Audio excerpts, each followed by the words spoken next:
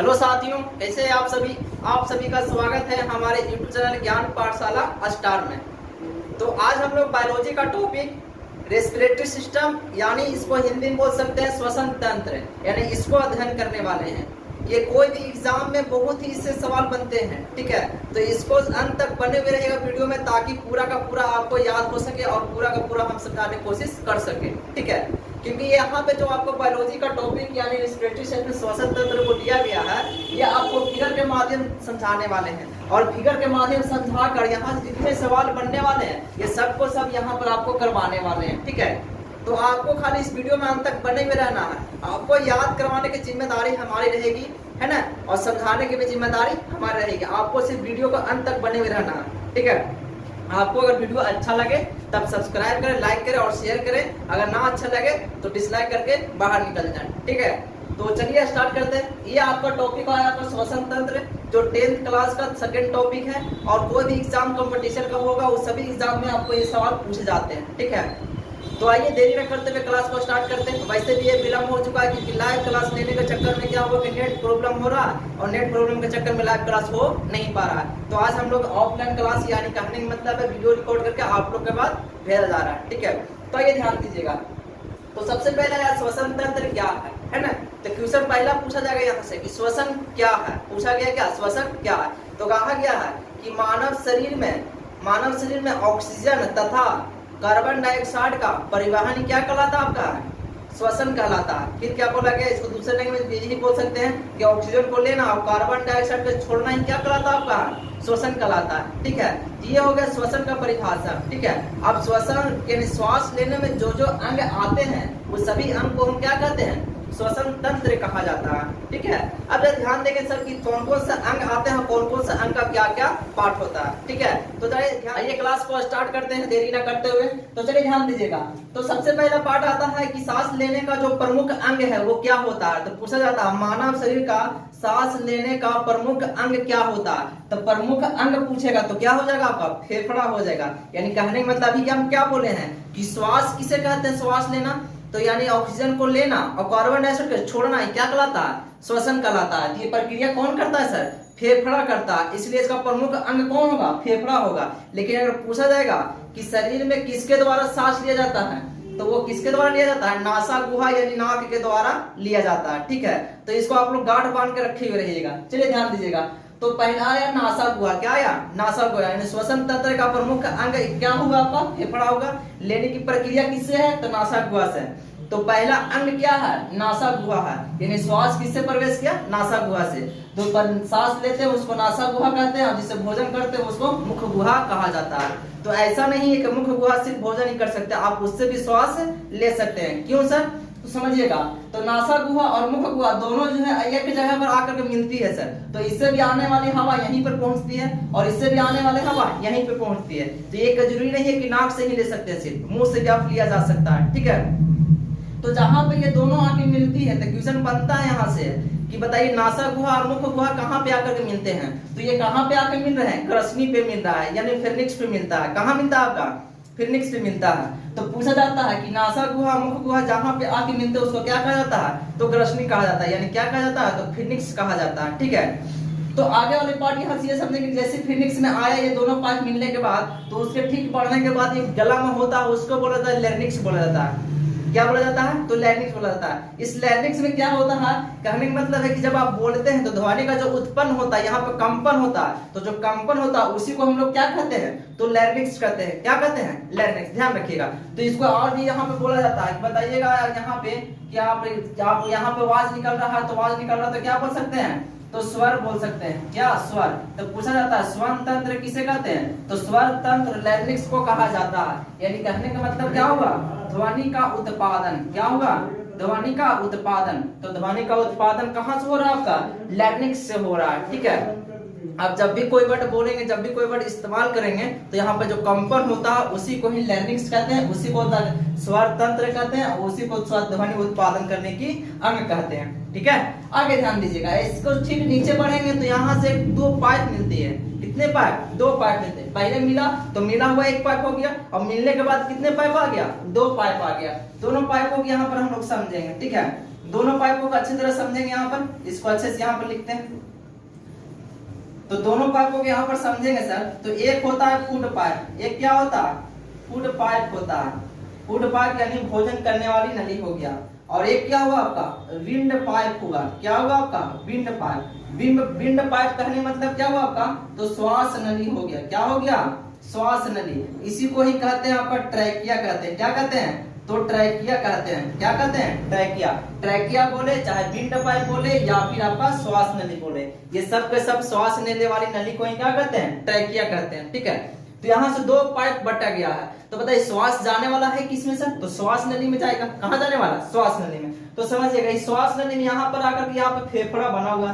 क्या बना हुआ आपका फेफड़ा बना हुआ। और फूड पाइप तो भोजन करने वाला यानी अग्नाशय वगैरह में चला गया ये, तो उससे तो हमको कोई मतलब नहीं। मतलब किससे है आपका है तो ट्रैकिया से मतलब है। ठीक है। अब जरा ध्यान दीजिएगा सर, अब जैसे ही आप ट्रैकिया में आ गए हैं तो ट्रैकिया बताइएगा यहाँ से अगर यहाँ से श्वास प्रवेश किया यहाँ पे तो ये कहाँ जाने वाली है फेफड़ा में। तो यहाँ से पूछा जाता है कि बताइए उसको जाने की प्रक्रिया कौन कौन से अंग से होते हुए जाता है। तो पहला क्या आ गया नासा गुहा आ गया। नासा गुहा के बाद क्या आया फिरनिक्स आया यानी ग्रसनी आया।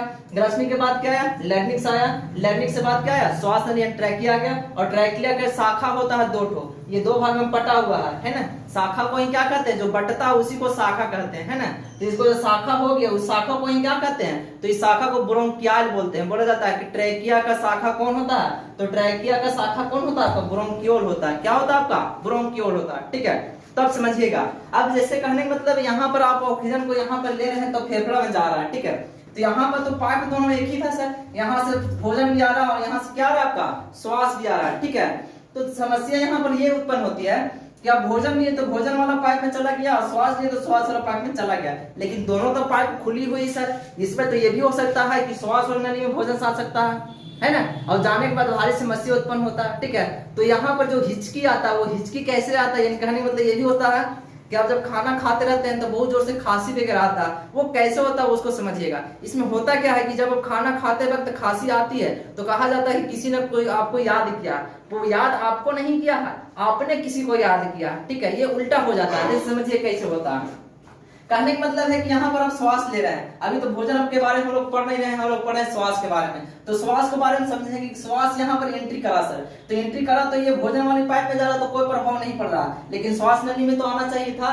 तो श्वास नली में आना चाहिए तो श्वास नली में आया तो कोई प्रभाव नहीं पड़ा। लेकिन हुआ क्या कि जब आप भोजन कर रहे हैं क्या कर रहे हैं भोजन कर रहे हैं। तो आप भोजन कर रहे हैं तो भोजन करते वक्त क्या हुआ यहाँ पर श्वास नली के ऊपर एक ढक्कन होता है। क्या होता है ढक्कन। इसको लिख लीजिएगा। क्या होता है ढक्कन होता है सर। क्या होता है ढक्कन होता है। और ये ढक्कन को ही क्या बोलते हैं तो एपिग्लोटिस कहते हैं। क्या कहते हैं एपिग्लोटिस कहते हैं। तब पूछा जाता है कि श्वास नली यानी ट्रैकिया के ऊपर जो ढक्कन लगा होता है उसको क्या कहा जाता है एपिग्लोटिस। यानी किसके द्वारा रोका जाता है इसको एपिग्लोटिस के द्वारा। ये रोका किया जाता है सर। तो कहने का मतलब यहाँ से जब भोजन आता है मुख गुहा के द्वारा तो भोजन जाना चाहिए तो फूड पाइप में यानी भोजन करने वाला नहीं है। लेकिन आ रहा है कहाँ ये श्वास नली में। इसलिए ढक्कन इसको रोक कर रखता है कि यहाँ पर आपको श्वास आने की यहाँ पर प्रक्रिया होती है। भोजन आने की प्रक्रिया इसमें नहीं आपका फूड पाइप में होता है। ठीक है।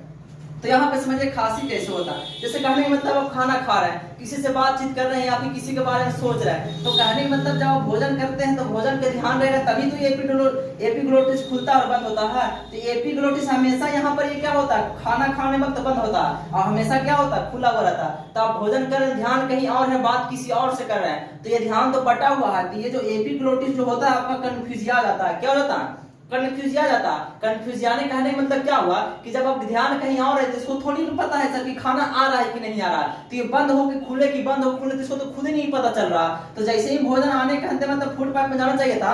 अगर ये अचानक से खुला हुआ ध्यान कहीं और आने के बाद तो ये कहाँ जाने वाला है तो ट्रैकियम चले जाने वाला भोजन है। और जैसे ही ट्रैकियम आएगा तो फेफड़ा कहेगा क्या कहेगा कि अरे इधर तो ऑक्सीजन आने की यानी श्वास आने की प्रक्रिया होना चाहिए था। इसमें तो भोजन आ रहा है। ठीक है कहाँ आ रहा है जैसे भागो भागो। जैसे ही भागने की प्रक्रिया बोलेगा वैसे ही यहाँ से भयंकर मारेगा तो सीधे ये भोजन जो है नाक के द्वारा ऊपर से बाहर निकलेगा सर। आरी बात क्या प्रक्रिया होगा कि नाक से सांस आ रहा था और श्वास वाला पाइप में भोजन आ गया। इस किसे कहाँ जाएगा नाक के द्वारा बाहर आने वाला है। और उसी को कहते हैं जोर से खांसी आया यानी किसी को आपने याद किया है ना। तो किसी ने आपको नहीं याद किया जो भोजन कर रहा उसने किसी को याद किया। ठीक है इसी कारण से खांसी हो पाई। आ रही बात समझ में? तो खांसी कैसे होता है, यानी एपिग्लोटिस जो है कन्फ्यूजिया गया, ध्यान कहीं और रखने के बाद, और ये भोजन डायरेक्ट किसमें चला गया आपका, तो ट्रैकियम चला गया। और ऐसे ही जैसे ही भय का विधि से मारा तो सीधे कहाँ चला गया, भोजन नाक के द्वारा बाहर आ गया। ठीक है, उसी कारण से बहुत जोरों से खांसी होती है, जिससे बोला जाता है किसी ने हमको याद किया। ठीक है, आ रही बात समझ में? तो खाने वक्त देखिएगा बोला जाता है कि खाना खाने वक्त किसी से बात ना करना चाहिए। क्यों? क्योंकि ये जो ट्रैकिया, यहाँ ट्रैकिया पर जो एपिग्लोटिस ढक्कन है वो कन्फ्यूजिया जाता है। ठीक है, तो इसको आप लोग समझ पाए होंगे। आइए थोड़ा सा और आगे बढ़ते हैं। आगे देखिए क्या लिखा हुआ, आगे यहाँ से सर ट्रैकिया हो गया और क्या हो गया आपका, फूड पाइप हो गया। दोनों के बारे में समझ लिए थे। हमको फूड पाइप से तो अभी कोई मतलब नहीं, हमको क्या मतलब अभी है, ट्रैकिया श्वास नली से, आपको विंड पाइप से मतलब है। तो विंड पाइप यानी श्वास नली, उसे क्या कहते हैं, ट्रैकिया कहते हैं। तो इसकी शाखा होता है, क्या होता है, शाखा। तो इसको शाखा को ही क्या कहते हैं, ब्रोंकियल, यानी दो भागों में पड़ता है, ये फेफड़ा और दोनों भागों में पटा। तो इसको जो डाल की तरह जो बना हुआ है, ये शाखा जो बना हुआ है, जैसे पेड़ का डाल को शाखा बोलते हैं ना, उसी तरह से ये पेड़ की तरह बना हुआ। तो इसको जो शाखा बना सर, इसी शाखा को क्या कहते हैं, ब्रोंकियल कहते हैं। क्या कहते हैं, ब्रोंकियल। तो एक नंबर में क्वेश्चन पूछा जाता है कि बताइए ट्रैकिया को शाखा को हम क्या कहते हैं, तो ब्रोंकियोल कहते हैं। क्या कहते हैं, ब्रोंकियोल। अब ब्रोंकियोल में जैसे ये प्रवेश किया तो कितने भागों में बटा सर, दो भागों में। तो ये कहाँ चला आया, फेफड़ा में चला आया। कहाँ चला आया, फेफड़ा में। तो पहला क्या आया, नासा हुआ से कृष्णी से कहाँ आया, लैरिंक्स आया। लैरिंक्स के बाद क्या आ गया आपका, श्वास नली आ गया। श्वास नली से कहाँ आ गया, ब्रोंकियोल आ गया। अब ब्रोंकियोल कहाँ चला गया आपका, फेफड़ा के अंदर चला गया। ठीक है, अब यहाँ से मुख्य पार्ट समझने वाला ये है सर कि ये तो एंट्री किया, लेकिन इसका प्रक्रिया क्या है। तो यहाँ पर देखिएगा गोल आकार का जो बना हुआ शाखा के अंदर देखिएगा इस तरह से गोल आकार का बना होता है, जिसको हम लोग बोलते हैं वायु कोष्ठक। क्या बोलते हैं, वायु कोष्ठक, यानी वायु रखने वाला घर इसको बोला जाता है ना। तो जितना भी वायु आती है सब के सब अंतिम छोर इसका यहाँ पे होता है। ठीक है, आरी बात सुने, अंतिम छोर कहाँ पे होता है, तो वायु कोष्ठक में होता है। इसी को हम लोग एल्वियोलाई बोलते हैं, जिसको हम लोग कुपिकाएं कहते हैं। क्या कहते हैं, कुपिकाएं। इसको ध्यान रखिएगा, एल्वियोलाई यानी क्या कहते हैं, कुपिकाएं। उसको हिंदी में और भी बोल सकते हैं, वायु कोष्ठक कहते हैं। ठीक है, ये वायु कोष्ठक कुछ इस तरह से इसका फिगर छापा हुआ है। इसको अच्छे से समझेंगे फिगर के माध्यम से, ताकि पूरा का पूरा आपको समझ पाए। ठीक है, यानी कहने का मतलब क्या, वो कोई भी चीज को अगर फिगर के माध्यम से समझा जाए तो बहुत ही आसान हो जाता है, यानी सरल हो जाता है। ठीक है, तो इसीलिए हम लोग लिखते हैं यहाँ पर थंबल में कि साइंस को आसान भाषा में समझे। क्यों समझे सर, क्योंकि आसान भाषा में समझाने की प्रक्रिया हम करते हैं। ठीक है, तो ये समझते हैं यहाँ पर। तो ये हो गया ब्लड को इन, और ये क्या हो गया, ब्लड को आउट हो गया। ठीक है, तो ध्यान दीजिएगा, ये ब्लड को इन आउट क्या हुआ था हमको समझ में नहीं आया। तो इसको वायु कोष्ठक को यहाँ पर ले आया सर, यानी कहने मत दीजिए जो यहाँ पर बंद हो जाता है तो इसको हल्का इस तरह से हम फिगर को यहाँ पे बना दिया गया। ठीक है, होता क्या प्रक्रिया ये समझिएगा। कहने का मतलब क्या है, जो ब्लड इन कर रहा है तो जैसे ही ब्लड इन करता है तो ये होता है अशुद्ध रक्त, और जैसे ही ब्लड बाहर जाता है तो क्या होता है, शुद्ध रक्त होता है। तो बोला जाता है यहाँ से क्वेश्चन ये भी पूछा जाता है कि शरीर से जितने भी, शरीर में ऊपर से हो गया और नीचे से भी हो गया, तो शरीर से जितने भी खून फेफड़ा तक जा रहा है ना, जितने भी ब्लड फेफड़ा तक जा रहा है वो सबका सब क्या होता है, अशुद्ध होता है ना। और किसके द्वारा जाता है, तो सीरा के द्वारा जाता है। तो पूछा जाता है कि अशुद्ध रक्त किससे बहता है, तो सीरा से बहता है। ठीक है, तो शुद्ध रक्त किससे बहता है सर, तो धमनी से बहता है। तो फेफड़ा से शरीर की ओर बहने वाली जो पाइप होती है उसको हम लोग क्या कहते हैं, तो शुद्ध रक्त कहा जाता है। शुद्ध रक्त किससे बहती है, तो धमनी से बहती है। फिर समझिएगा, शरीर की ओर फेफड़ा के पास से, शरीर की ओर से फेफड़ा के पास अगर ब्लड आएगा तो उसको बोलेंगे हम लोग क्या, अशुद्ध रक्त कहेंगे। ठीक है, और उसी को बोलते हैं सीरा, यानी सीरा के माध्यम से वो आता है। और फिर आगे बोला गया कि फेफड़ा से शरीर में ब्लड को फैलाना वो क्या कहलाता है, शुद्ध रक्त कहलाता है। वो किसके सहायता से होता है, तो धमनी से होता है। ठीक है, तो आगे इस पार्ट को समझेंगे। तो ये जो ब्लड एंट्री की आती है यानी शुद्ध रक्त है सर, तो शुद्ध रक्त है इसमें क्या होगा सर, तो इसमें CO2 होगा। फिर से समझिए क्या होगा, CO2 होगा। और ये फेफड़ा में है सर, तो फेफड़ा से यहाँ से जब फेफड़ा में ऑक्सीजन को जब यहाँ दे रहा है तो ये वायु कोष्ठक क्या है कि यहाँ से यहाँ पे हवा जो आया ऑक्सीजन आने के बाद यहाँ वायु कोष्ठक में अंत किया। तो वायु कोष्ठक में जैसे यहाँ एल्वियोलाई में प्रवेश करेगा सर, तो करने के बाद इसमें ऑक्सीजन रहेगा। तो यहाँ पे क्या हुआ कि अशुद्ध रक्त आया कार्बन डाइऑक्साइड लेकर के, तो ये कार्बन डाइऑक्साइड इसको देगा, किसको, एल्वियोलाई को देगा, और एल्वियोलाई से होते हुए सीधे बाहर करेगा।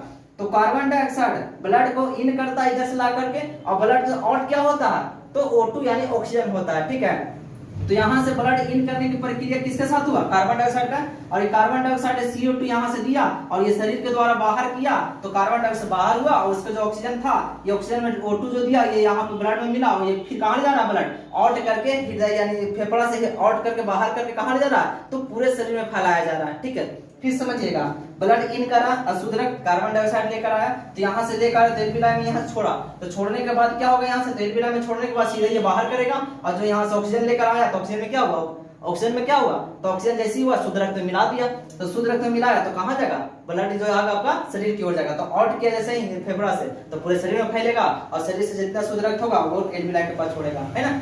हमेशा प्रक्रिया ये होती रहती है। ठीक है, आया गया, तो पूछा जाता है कि 1 मिनट में, क्या पूछा गया आपका, 1 मिनट में जो है ये 1 मिनट में जो है ये फेफड़ा जो है कितनी बार सांस लेता है, तो इसका जो है आपका सामान्यतः यहाँ से 12 से 15 बार लेता है। कितना लेता है, 12 से 15 बार लेता है। ठीक है, और अगर आप ये भी सवाल पूछा जाता है कि स्वस्थ जो मनुष्य होता है वो स्वस्थ मनुष्य इसको जो श्वास को कितना देर तक रोक सकता है, तो उसका आंसर क्या होगा सर, तो 25 सेकेंड तक रोक सकता है। कितना होगा, जो व्यक्ति 25 सेकेंड तक श्वास को रोक रखता है या उससे अधिक तक रोक सकता है तो वो आदमी क्या हुआ, स्वस्थ हुआ। अगर 25 सेकेंड तक नहीं रोक सकता इसका मतलब है कुछ ना कुछ उसके पास कमियां है। ठीक है, तो स्वस्थ व्यक्ति कितने सेकंड तक सांस रोक सकती है, 25 सेकंड तक। 1 मिनट में कितने बार श्वास ले सकती है व्यक्ति, तो 12 से 15 बार ले सकता है। ठीक है, तो ये रहा आपका इस फिगर के माध्यम से समझाने का जो टॉपिक बना वो।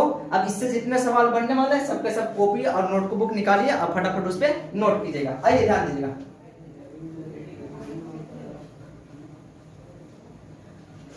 चलिएगा जितने भी सवाल बनता है सबका सब आपको नोट करवाते हैं। फटाफट नोटबुक पेन उठा लीजिएगा और सवाल को नोट कीजिएगा देरी ना करते हुए। चलिए ध्यान दीजिएगा, तो सबसे पहला पार्ट आ गया आपका क्या, जाने की प्रक्रिया श्वास से, यानी किस किस पार्ट से होकर जाती है। तो सबसे पहले क्या आ गया, तो श्वसन में आपका क्या आ जाएगा आपका, तो श्वसन में सबसे पहले आएगा नासा गुहा आएगा। क्या आएगा आपका, तो नासा गुहा आएगा। नासा गुहा कहाँ चला गया सर, तो नासा गुहा जाके आपको ग्रसनी मिला। कहाँ मिला, ग्रसनी में, नोट करेंगे। ग्रसनी के बाद कहाँ चला गया, तो लैरिंक्स से पास चला गया। कहाँ चला गया आपका, लैरिंक्स में चला गया। ये लैरिंक्स के बाद कहाँ गया आपका सर, तो ट्रैकियम गया आपका। कहाँ गया, तो ट्रैकियम गया। ट्रैकियम के बाद कहाँ गया, जिसका शाखा बना दो, शाखा क्या होता, ब्रोंकियल होता। क्या होता, तो ब्रोंकियोल होता है। ठीक है, और शाखा ब्रोंकियोल से कहाँ हो गया, फेफड़ा। क्या हो गया, फेफड़ा हो गया सर। तो फेफड़ा के बाद क्या आ गया आपका, वायु कोष्ठक आ गया। ठीक है, सबके सब जितने भी पार्ट बनने वाले थे सबके सब यहाँ पर आएंगे इस क्रम के अनुसार से। अब इससे जो सवाल बनने वाले उसको बारे में अध्ययन करेंगे। ठीक है, तो सबसे पहला सवाल ये आता है, इसको नोट कर लीजिएगा या फिर स्क्रीनशॉट लिए आगे बढ़ते हैं। चलिएगा, इसको मिटाने के बाद आगे बढ़ते हैं। चलिए ध्यान दीजिएगा, समझिएगा। तो यहाँ पे पहला सवाल इससे ये बनने वाला है कि सर यहाँ पर जो ऑक्सीजन का परिवहन कौन करता है और कार्बन डाइऑक्साइड का परिवहन कौन करता है, ये सवाल बनने वाला है। क्या पूछा गया है, परिवहन कौन करता है, किसका, ऑक्सीजन का, और किसका, तो कार्बन डाइऑक्साइड का, क्योंकि इसमें तो ऑक्सीजन और कार्बन डाइऑक्साइड का ही खेल है सर। तो उसी दोनों पार्ट को आसान से समझना पड़ेगा ना। तो सबसे पहला आया क्या आपका, ऑक्सीजन आ गया। क्या आ गया आपका, ऑक्सीजन। इस ऑक्सीजन को अच्छी तरह समझने वाले। तो ऑक्सीजन को परिवहन कौन करता है, तो ऑक्सीजन का परिवहन जो करता है आपका हीमोग्लोबिन करता है। क्या करता है, तो हीमोग्लोबिन करता है। क्या करता है, हीमोग्लोबिन। ये हीमोग्लोबिन होता क्या, तो ये आपका हीमोग्लोबिन आरबीसी में पाया जाता है। ठीक है, रक्त में पाया जाता है। आपका रक्त का आरबीसी में क्या पाया जाता है, हीमोग्लोबिन पाया जाता है। तो हीमोग्लोबिन का काम क्या होता है, तो ऑक्सीजन का परिवहन करना। तो 1 नंबर में हमेशा सवाल पूछ जाते हैं। आप कोई चीज का कंपटीशन का सेट भी मारेगा तो उसमें हमेशा मिलते रहते हैं कि बताइएगा ऑक्सीजन का परिवहन कौन करता है, तो ये आपका करता है हीमोग्लोबिन करता है। क्या करता है, हीमोग्लोबिन। ठीक है, तो ध्यान दीजिएगा, तो ये हो गया आपको ऑक्सीजन का परिवहन कौन किया, हीमोग्लोबिन किया। ठीक है, अगला सवाल ये बना सर कि बताइए कार्बन डाइऑक्साइड का परिवहन कौन किया, किसका पूछा गया, कार्बन डाइऑक्साइड का। तो कार्बन डाइऑक्साइड का पूछेंगे सर, तो कार्बन डाइऑक्साइड का परिवहन कौन करेगा, तो इसका परिवहन लिखेंगे, इसका परिवहन कौन करेगा, तो इसका परिवहन तीनों करता है। तीनों का मतलब क्या सर, तो सबसे पहला आएगा सर हीमोग्लोबिन। क्या आएगा, तो हीमोग्लोबिन आएगा। हीमोग्लोबिन भी करेगा, और कौन करेगा सर, तो और प्लाज्मा भी करेगा। क्या करेगा, और कौन करेगा सर, तो और आपका करने वाला है बाइकार्बोनेट। क्या करेगा, तो बाइकार्बोनेट करेगा। क्या करेगा, तो बाइकार्बोनेट करेगा। फिर हीमोग्लोबिन, प्लाज्मा और बाइकार्बोनेट आ गए। ठीक है, इसको समझिएगा। तीनों कैसे होगा, तो कहने का मतलब मुख्य रूप से पूछा जाता है, बताइए कार्बन डाइऑक्साइड मुख्य रूप से अधिकतम किसके द्वारा परिवहन होता है, तो अधिकतम जो होगा आपका बाइकार्बोनेट के द्वारा होगा। किसके द्वारा, तो बाइकार्बोनेट के द्वारा। तो बाइकार्बोनेट जो होगा 70%। तो पूछा जाता है कि कार्बन डाइऑक्साइड किससे घुलकर परिवहन होता है, तो बाइकार्बोनेट के द्वारा होता है, ठीक है। और हीमोग्लोबिन के द्वारा कितना होता है सर, तो 10 से 20% होता है, और प्लाज्मा से कितना होता है, तो 7% होता है, ठीक है। यहाँ तक समझ पाए होंगे। तो आपसे सवाल अगर पूछ दिया जाए कि बताइए कार्बन डाइऑक्साइड का परिवहन किससे मिलकर होता है, तो तीनों से होता है, लेकिन पूछेगा मुख्य रूप से किससे होता है, तो मुख्य रूप से आपका बाइकार्बोनेट के द्वारा होता है, ठीक है। तो ये आपका 2 सवाल जो बहुत इंपॉर्टेंट थे वो आपको हमने करवा दिया। आगे सवाल की ओर और अगले बढ़ते हैं। तो सबसे पहले यहाँ आ गया हीमोग्लोबिन। हीमोग्लोबिन में क्या पाया जाता है सर, तो लोहा पाया जाता है। क्या पाया जाता है, लोहा। अब लोहा संबंधी जितने सवाल बनने वाले फटाफट से रिवीजन करेंगे। लोहा आ गया, लोहा में जंग लगने से क्या होता है, उसमें उसका वजन भारी होता है, हल्का होता है, तो उसका वजन भारी होता है। ये भी बहुत बार सवाल में पूछा जाता है एग्जाम में, बहुत बार। उसके बाद ये लोहा हो गया। तो लोहा में पहला क्या होगा कि जंग लगने के बाद वजन क्या होगा, वृद्धि होगा सर। अब वजन वृद्धि होगा तो जंग लगने के लिए इसको कौन कौन चीज की आवश्यकता होती है, तो जंग लगने के लिए क्या होता है, ये एक होता है आपका हो जाएगा आपका ऑक्सीजन, और दूसरा क्या हो जाएगा, नमी। ये दोनों मिलकर क्या होगा आपका, तो लोहा में जंग लगेगा। फिर तीसरा क्या हो जाएगा सर, कि लोहा में और सवाल बनते हैं कि लोहा को बचाने के लिए, उसको जंग से बचाने के लिए क्या इसका उपयोग किया जाता है, इसको उपयोग क्या किया जाता है कि नाइक्रोम का लेबल लगा सकते हैं, पेंट किया जा सकता है ना। ये सब का सब इसमें प्रक्रिया करके इसको आप बता सकते हैं, ठीक है। तो ये हो गया लोहा से। अगला आ गया आपका प्लाज्मा आ गया। क्या है आपका प्लाज्मा। प्लाज्मा पूछा जाता है कि ब्लड का कितना प्रतिशत प्लाज्मा होता है, तो ब्लड का प्लाज्मा जो होता है 55% होता है, ठीक है। प्लाज्मा का रंग कैसा होता है, तो हल्का पीला होता है। कैसा होता है, ये हल्का पीला होता है। कैसा होता है, हल्का पीला यानी चिपचिपा पदार्थ होता है, ठीक है। अब उसके बाद ये भी बोला जाता है कि प्लाज्मा की कमी से कौन सा रोग होता है, तो प्लाज्मा की कमी से आपका कौन सा रोग होगा, तो हीमोफीलिया रोग होता है। कौन सा रोग होगा, तो हीमोफीलिया रोग होगा सर। क्या होगा, हीमोफीलिया रोग। ये हीमोफीलिया रोग क्या होता है सर, कि जब आपको कहीं पे कट छट जाता है शरीर में, तो वहां पे ब्लड जम नहीं पाता है, वो क्या होता है, हीमोफीलिया रोग होता है ना। हीमोफीलिया रोग के कारण कटने के बाद आपका ब्लड का थक्का नहीं बनेगा। तब पूछा जाता है कि किस रोग में ब्लड का थक्का नहीं जमता है, तो हीमोफीलिया रोग में जमता है। इसका कारण क्या हुआ सर, तो कारण समझिएगा। ये आपको प्लाज्मा जो है थक्का बनाने का काम करता है ना। क्या करता है, थक्का बनाने का काम करता है। तो प्लाज्मा में सब क्या होता है कि थक्का बनता है सर, तो प्लाज्मा में एक होता है आपका फाइब्रिनोजन होता है। क्या होता है, फाइब्रिनोजन होता है। क्या होता है, तो फाइब्रिनोजन। तो फाइब्रिनोजन नाम का एक पदार्थ होता है जो थक्का बनाने में सहायता करता है। तो ये फाइब्रिनोजन जब इसमें था प्लाज्मा तो थक्का बन रहा था सर, लेकिन अगर फाइब्रिनोजन रहा ही नहीं इसमें, मतलब प्लाज्मा की कमी ही हो गया, तो प्लाज्मा की मात्रा अब रहा ही नहीं, तो कौन सा रोग हुआ, हीमोफीलिया रोग। और जब वही नहीं रहा तो थक्का बन पाएगा, नहीं बन पाएगा। तो पूछा जाता है कि कौन सा रोग में ब्लड का थक्का नहीं जमता है, तो आपका हीमोफीलिया हो जाएगा, ठीक है। ये हीमोफीलिया किसके कारण होता है, तो प्लाज्मा की कमी से होता है, ठीक है। तो इतना आप लोग समझ पाए होंगे। आगे आते हैं बाइकार्बोनेट। बाइकार्बोनेट ये हो गया सोडियम बाइकार्बोनेट, इस तरह से नाम आता है। तो इससे ये सवाल बनता है कि सोडियम बाइकार्बोनेट किसको बोला जाता है, तो जो खाने वाला सोडा होता है उसको सोडियम बाइकार्बोनेट कहा जाता है, ठीक है। तो इतना लिख लिए होंगे। चलिए आगे बढ़ते हैं। इसके बाद आगे सवाल जो आने वाला है, तो आगे सवाल क्या आएगा ये समझेंगे, ठीक है। तो आगे सवाल सबसे पहले इसमें यहाँ आ गया। सबसे पहले इसको एक और टॉपिक समझिएगा इसमें कि सर अगर आपसे पूछ दिया जाए कि बताइए मनुष्य की इकाई क्या होता है, मनुष्य की इकाई क्या होता है, आपसे पूछ दिया गया। तो मनुष्य का इकाई क्या होता है सर, तो मनुष्य की इकाई आपका कोशिका होता है। क्या होता है, तो कोशिका होता है। उस तरह से अगला सवाल पूछ दिया जाए कि बताइए किडनी का, क्या पूछा गया, किडनी का इकाई क्या होता है, किडनी का इकाई क्या होता है। तो किडनी का इकाई पूछेगा, मनुष्य का ये हो गया। किडनी का इकाई पूछेगा तो किडनी का इकाई क्या हो जाएगा, तो नेफ्रॉन होगा। क्या होगा, नेफ्रॉन। तो उसी तरह से आप बताइए कि जो श्वसन लेने वाली प्रक्रिया है, श्वसन लेने वाली प्रक्रिया है, तो बताइएगा श्वसन तंत्र का, आपके श्वसन तंत्र जो इसमें पढ़ रहे हैं, तो बताइएगा श्वसन तंत्र का इकाई क्या हो जाएगा। आपसे क्या पूछा, श्वसन तंत्र का इकाई क्या पूछा गया, तो श्वसन तंत्र की इकाई कहेगा। तो इसका क्या आंसर हो जाएगा, फटाफट सोच कर बताइएगा, उसके बाद हमको इसका तुरंत आपको बताना है ना।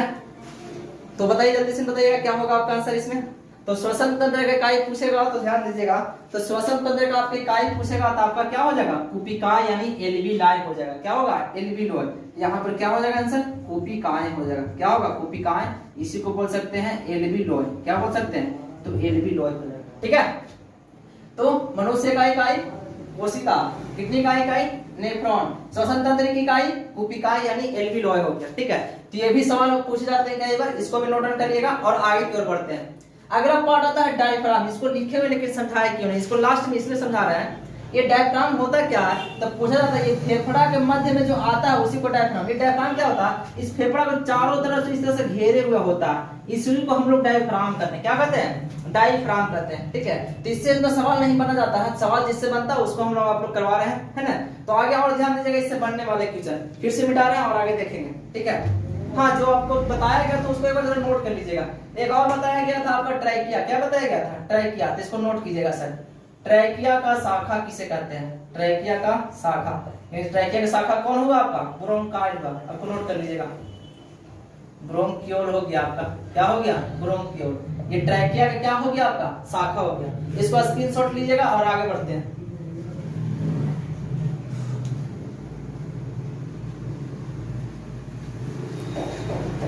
हो गया, चलिए ध्यान दीजिएगा, मिटाते हैं और आगे की ओर बढ़ते हैं। अगला सवाल ये पूछा जाता है आपका, आपसे पूछेगा कि बताइएगा श्वास का परिवहन, श्वास जो लिया जाता है वो किसके द्वारा, मुख्य अंग क्या होगा उसका, फेफड़ा हो जाएगा। ये उसका पहला पार्ट क्या आएगा, नासा गुहा आएगा, किसके द्वारा, नासा गुहा से लिया जाता है, लेकिन इसका मुख्य अंग क्या होगा, फेफड़ा होगा। लेकिन यहाँ से एक सवाल और बनता है सर कि बताइएगा यहाँ से जो हुआ क्या कि ऑक्सीजन और कार्बन डाइऑक्साइड का परिवहन कर रहा, तो आपको पता है सर कि ये आपका श्वसन कहलाता है, क्या कहलाता, श्वसन कहलाता। लेकिन आपसे पूछ देगा बताइए गैसों का आदान प्रदान किससे होता है, क्वेश्चन पूछता है बहुत बार। तो आपसे पूछा गया गैसों का आदान प्रदान, तो जरा गेस करके आप लोग बताइए क्या होता है। हम लोग क्वेश्चन लिख रहे हैं यहाँ पे, गैसों का आदान प्रदान किससे होता है, यानी कौन करता है, गैसों का आदान प्रदान कौन करता है, बताइएगा। आपको भी तुरंत बताया है, गैसों का आदान प्रदान कौन करता है, तो जिसको मुख्य अंग को वही नहीं करेगा, तो गैसों का आदान प्रदान कौन करता है, तो फेफड़ा करता है। क्या कर, कौन करता है, तो फेफड़ा करता है। इसको भी नोट कीजिएगा, कौन करता है, तो फेफड़ा करता है। तो उसी तरह से अगर आपसे पूछा जाए गैसों का विनिमय कौन करता है, गैसों का विनिमय कौन करता है, गैसों का विनिमय कौन करता है, तो गैसों का विनिमय जो इसका 14 तंत्र का मुख्य इकाई है उसी को हम क्या कहते हैं, गैसों को विनिमय करने वाला पार्ट कहा जाता है। इसका आंसर क्या हो जाएगा आपका, कुपिकाय होगा। क्या होगा, कुपिकाय। गैसों का आदान प्रदान कौन करता है, फेफड़ा। गैसों का विनिमय कौन करता है, कुपिकाय। विनिमय कहने मतलब क्या हुआ, यहाँ से कार्बन डाइऑक्साइड लिया, यहाँ से ऑक्सीजन को दिया, वो विनिमय कर आगे, यानी इसको विनिमय कौन करता है, तो पिकाय करता है। ठीक है, उम्मीद करते होंगे आप लोग इस टॉपिक को अच्छे से समझ पाए होंगे, क्योंकि सर जितना भी था सबका सब क्वेश्चन फिगर में ही छुपा हुआ था। ठीक है, और फिगर को जितना भी सवाल बनने वाला वो सब यहाँ पर आपको हम नोट करवा चुके हैं। ठीक है, तो उम्मीद करते होंगे अच्छा लगा होगा। अच्छा लगा होगा तो वीडियो को शेयर करेंगे और फटाफट से लाइक करेंगे और ज्यादा से ज्यादा सब्सक्राइब करेंगे। ठीक है, तो चलिए आज यहीं तक। बाकी लाइव क्लास के लिए आपको सूचना बता देते हैं कि लाइव क्लास जो होगा आपका इसका नोटिफिकेशन मिल जाएगा, आपको थंबनेल में यहाँ मिल जाएगा कितने बजे लाइव क्लास होगा।